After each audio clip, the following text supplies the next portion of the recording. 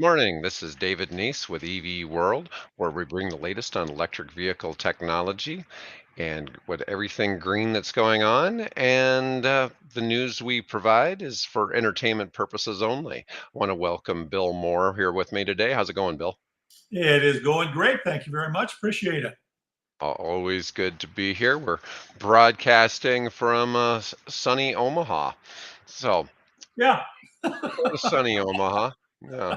Anyways, we're gonna get right into it. We got kind of a funny little thing to review here. A little video by Sean Burke. See Who what is a British comedian, by the way. So, Job done. I just planted a tree while wearing a hard hat.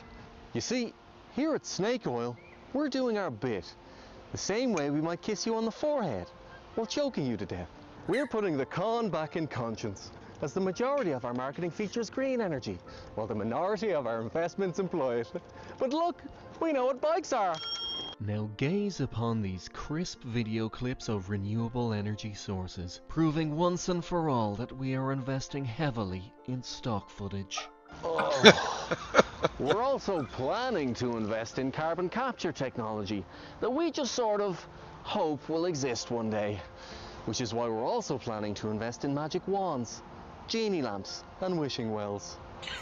You see, we're just like you. You love 80s nostalgia? We do too. Because that's when we knew about climate change, but didn't have to do anything about it. Good times. I know you're worried about climate change, but you can take my word for it. We will be okay. We will be okay. You're fucked. We just posted record profits. You just moved into your mom's shed. Let's just hope her love is renewable. Oh, that's great. Well, I'll yeah, be damned. Oh, yeah, yeah. that's quite the Well, the thing is, too, well is done. that, yeah, the people that have commented on that, have noted how sadly accurate that is because, most of these oil companies. At one time, did you know that BP meant Beyond Petroleum? Beyond. Beyond Petroleum. Yes, BP used to mean Beyond Petroleum in one of their ad campaigns pushing for green technology. And since then, basically, they've all retrenched and gone back to let's make money, instead of thinking about the future of our kids. So it was fun to see Sean's video, and I felt I got to share this. So, Well, BP cleaned up their act after the big oil spill in the Gulf of oh, did, Mexico. oh, They had did to they? buy, yeah, they renamed all their gas stations from BP to Marathon. And so that way that it really did fix the problem. I mean, Yeah, yep. so they didn't have to deal with that anymore. You can do wonders with the ad dollar, Well, at the start of the to go green. yeah. Well, if you remember at the start of the coronavirus, Corona beer sales were down 30% for like 6 months. Oh, And I don't know. I think people were just trying to be funny. I'm not yeah, so sure that they were really serious about it, but people, honest to God, had, yeah, you know, yeah. stopped buying Corona beer. And that was funny.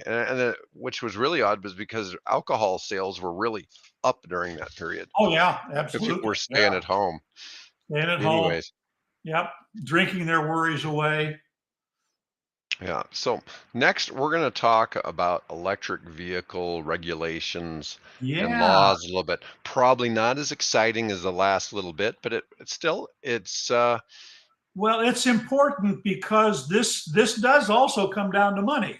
Because in those legislation, whether they're at the state level or the federal level, and we're speaking obviously here about the United States, even though we may have a global audience, is that the legislation being written and being either discussed or passed and made into law, the whole purpose is to encourage people to find a way to economically justify their transition away from fossil fuels, over fossil fuel burning automobiles over to electric cars, and other modes of transportation. It doesn't have to necessarily always be about car ownership. It can be things that encourage more sustainable building bike lanes for your community and things like that. So these guys really did a great job, Clean Technica, in bringing together all of the various federal laws and state, policy and regulations that will impact this transition, to try to encourage that transition. So I wanted to post that because I felt it was important for everybody to see what's going on. I mean, another story that I posted this morning is that if you live in Colorado and you meet certain conditions, you can get a Tesla for less than $15,000 out of pocket expense. Wow.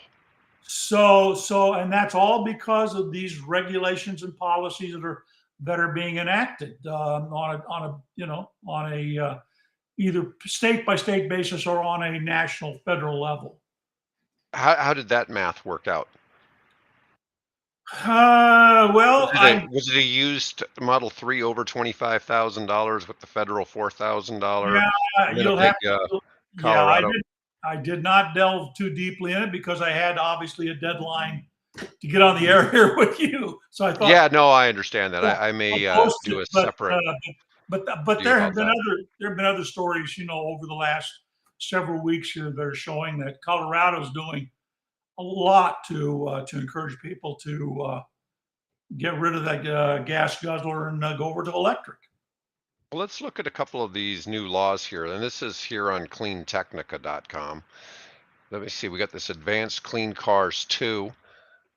Let's see here. Builds on the Advanced Clean Cars rule passed in 2012. Decreases emissions by increasing EV sales via two programs: a zero emission vehicle program and low emission vehicle program. Let's see. And This is some of really these are done, to encourage commercial fleets. There's one advanced clean fleet, to encourage businesses to either, go to electric vehicles or to install electric vehicle charging infrastructure. But it's so. surprising the number of measures that are out there. Oh, there are. There's no question. I've spent a fair amount of time researching electric vehicle rebates in Yeah, all 50 states, and you have different rebates for cars, sometimes for SUVs, larger vehicles. Some are different if it's a hybrid or plug-in hybrid. And then you'll a lot of times have some for motorcycles, and yep, then you'll have ones for the charging stations. Like where we live in Nebraska, the only incentives are actually for installing the charging stations in your garage. So I haven't found anything outside of just charging here, and kind of the same in Florida. Well, it's almost all related to the charging stations. But then when you get to California and you can get $7,500, well, you can get the $7,500 federal rebate anywhere if you have enough right. battery components made in the United States or in there's like 20 other countries. And then, but in California, tax another, I believe it's $5,000 onto that. So it really starts making some of the cars really quite affordable when Yep. you start doing that. And now some of the federal incentives and some state incentives are also dealing with used cars too. So they're making an even bigger incentive to adopt in the used side. Yeah. And In fact, there was a couple of stories this morning that I posted to the RSS stream showing that the Tesla model, I think it's a Tesla Model S, now qualifies for, as a used car, now qualifies for the $4,000 used car, electric car tax credit. let's see here. Yeah, none of these really go real in depth on these, but it No, talks about the no, Inflation this Reduction is, Act, very quick skim. Um, so let's see here. The EPA new standards for 2027 for light and medium duty vehicles. Let's see. Reduce vehicle emissions by 8,000 billion metric tons. Let's see. 51% reduction in projected fleet average greenhouse emission targets. from the 2026 standards. So they want to do this by 2032, a 51% reduction in Yeah. fleet greenhouse gas emissions. That gives us 9 years. Well, that would possibly impact, the company we were, the local company here doing the conversion of the freight liners. Freightliners, Yeah, yes. yeah. And It I came as a total probably, surprise to me. I had no idea that there was a company here in Omaha attempting to do something like that.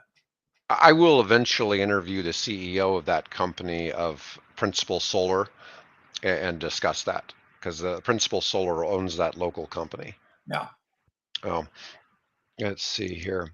The EPA's greenhouse gas emission standards for heavy duty vehicles. Let's yeah. see. There's not much of a breakdown, just that Ah, these are kind of going on here. But anyways, there are obviously lots of regulations coming along, and we'll get into that a little further another day. Because yeah, I know you really wanted to talk about e-bikes and yeah. That.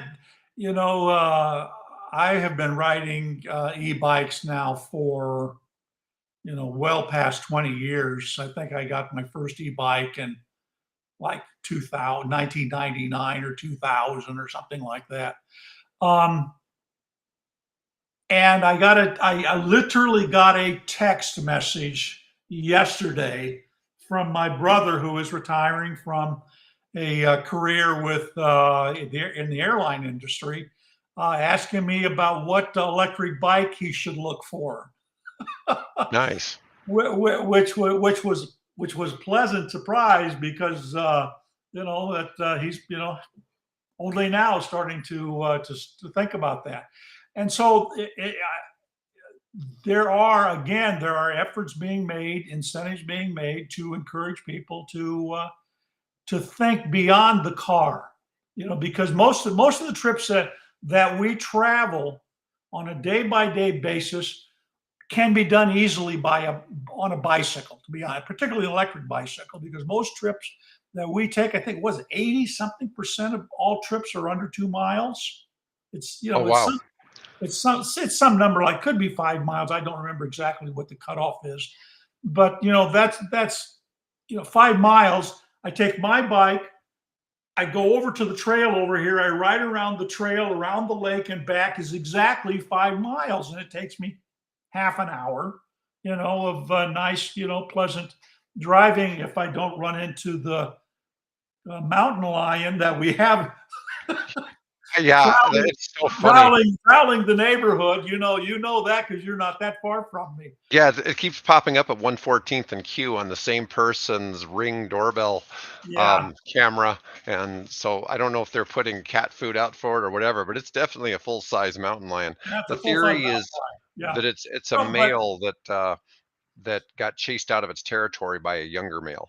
probably. And so So it came to Omaha. yeah, yeah, so so that 5 miles on an electric bike is a piece of cake. I can run down to the Hy-Vee down here and back. It's not quite 4 miles, but it's all a really nice ride. So I don't have to take the car. I don't have to pile my hundred and well, I won't say I'm not 100 and some pounds anymore. Um, my 200 plus pounds. I don't have to put it in my 2,400 pound car or my 5,000, 6,000 pound, 4-pack pickup truck to drive down to buy a gallon of milk, right? Right. There are much more sensible ways of doing that. So I'm really encouraged to see that that policymakers are recognizing that and encouraging, providing incentives for people to take a look at electric bicycles. There's a federal, it's not enforced yet, it's been introduced, but there are state incentives. For example, in Colorado, there's a program there that every time they introduce it, immediately they sell out of those credits. So it's an area that I'm really excited to see starting to mature and starting to develop. So Um, let's talk about this a little bit. The Electric sure. Bike Incentive Kickstart for the Environment, or E-Bike Act, proposes a tax credit that would cover 30% of the cost of a new electric bike, Yep. with a maximum credit of $1,500. Yeah, 30% is pretty good. You know, I've never ridden an e-bike. Okay. I have, You have to rid, come over here then. well, but I've done tens of thousands of, I don't know. I don't know how many thousands of miles I've ridden on a regular bike, Sure. but it was all for exercise. And Yeah. I do spin classes several days a week. So I'm, I'm not opposed to putting my own power into a bike, kind of Right. thing. And And so, that's great. yeah, so that's been a different need just because of my, you know, Well, see, here's amount what I I want. exercise. Here's what I want to stress, because the people that oftentimes don't understand what an electric bike is for, they think, well, they're just trying to cheat on their exercise, right? That's not the way I see an electric bike. I see an electric bike as an alternative to an automobile for many of the tasks, many of the missions that we have to do on a weekly or a daily basis. It's yeah. If you can ride a push bike, more power to you. I did it for years and years and years and years too. Right. But then I got to the point to where I wanted I yeah, I can still, there have been laboratory tests, and I actually helped the University of Nebraska at Omaha conduct such a test, and that found that you're going to get almost the same amount of exercise on an electric bike that you do on a regular push bike, except when you get my age and you got aging knees, right? Hmm. And you don't have the stamina that you once had. Um, You'll do one of two things. You'll stop riding a bike and it'll collect dust in your garage, or you'll Right. decide to take an electric bike and you'll decide to use that in place of the car. And yeah, I'll get some exercise out of it. But you know what? I didn't have to take the car to go down 2 miles to Hy-Vee to buy a dozen eggs or whatever I'm going down there for. So I want people, I'm hoping people begin to think about these things, not just for exercise, because yes, you are going to get it, but to Oh, also yes. think about it as a replacement for an automobile for those trips where you don't need, you look at automobiles and you see people driving around, there's always, almost invariably, one person, just one Well, person. so one of the issues I see, and this is something when I've had people come to visit me to look at real estate from other countries, has been how large our automobiles are here. Oh, So yeah. that they're not used to seeing full-size pickup trucks or Suburbans or Tahoes and Expeditions and things like that. And those size vehicles are super common here. Oh, yeah. And if you go to some major cities in the United States, you almost don't even see pickup trucks. So, like if you go to Washington, D.C. or LA, you don't see pickup trucks as much.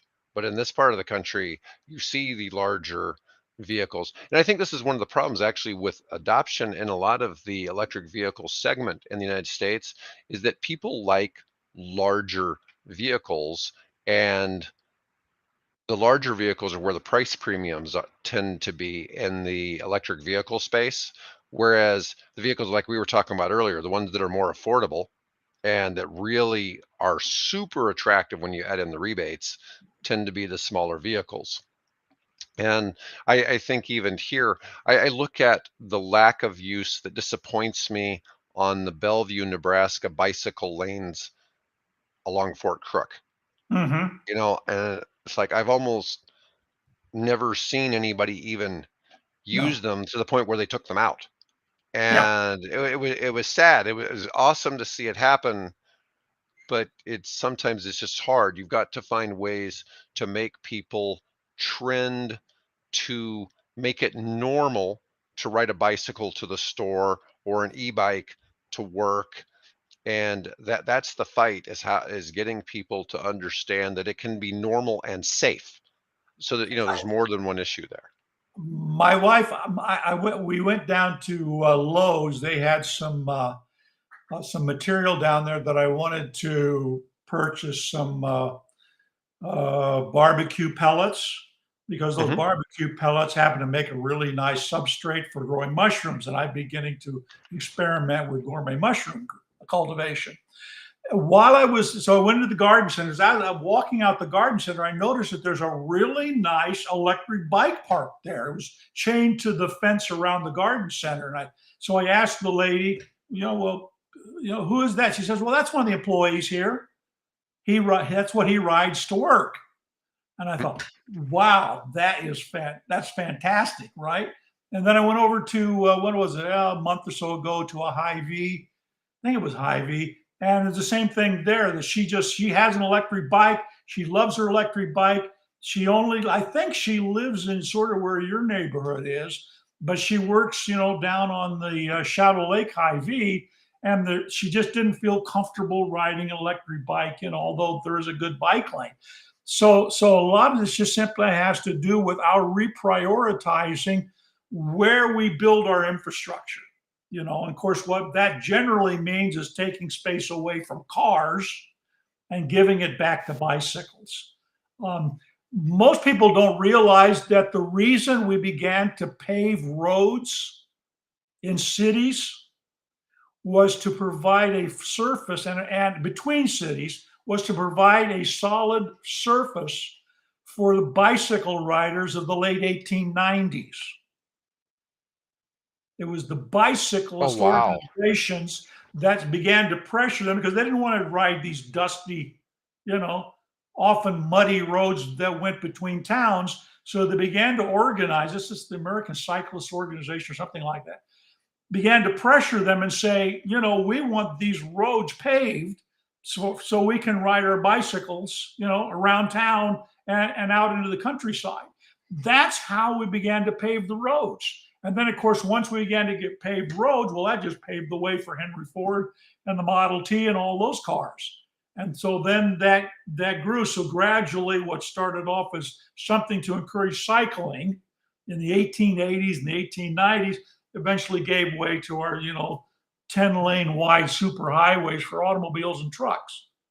Well, the 1890s were sort of the golden age of transportation. I remember seeing something about somebody saying that transportation was never going to get any more. It was never going to advance as fast as it had in the 1800s Oh, yeah. because they had the powered railroads and steamships, and they invented the Zeppelins, Yep. and so they had air travel in balloons, and they had invented the bicycle, and the bicycle was improving, and all of this. And then of course, like, it was after this was said, it was like 3 or 5 years later. It might have been 1898, something like that, when somebody famous said this. And like 5 years later, the Wright brothers are launching an airplane, and then the Yeah. next thing you know, cars are everywhere. And And remember what their original business was? bicycles, wasn't Bicycles. it? Yes. Exactly.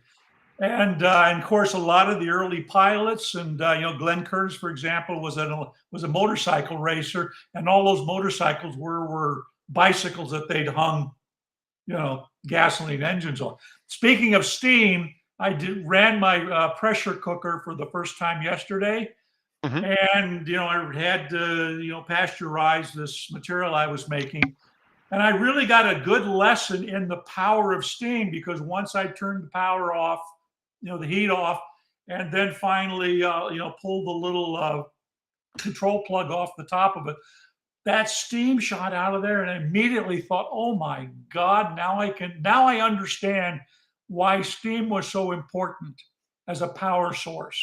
You just don't think about that, but once you see that shooting out of there with such force, um, you begin to say, well, now I know why it was so revolutionary a technology in the 1800s. Hey, we're really going long here again. Yes, we are. We I are. apologize to people to get me started and I start blabbing on. So That's okay. Well, we covered all of our topics for today, anyways, Bill. As always, it's been a pleasure, and I want to remind people,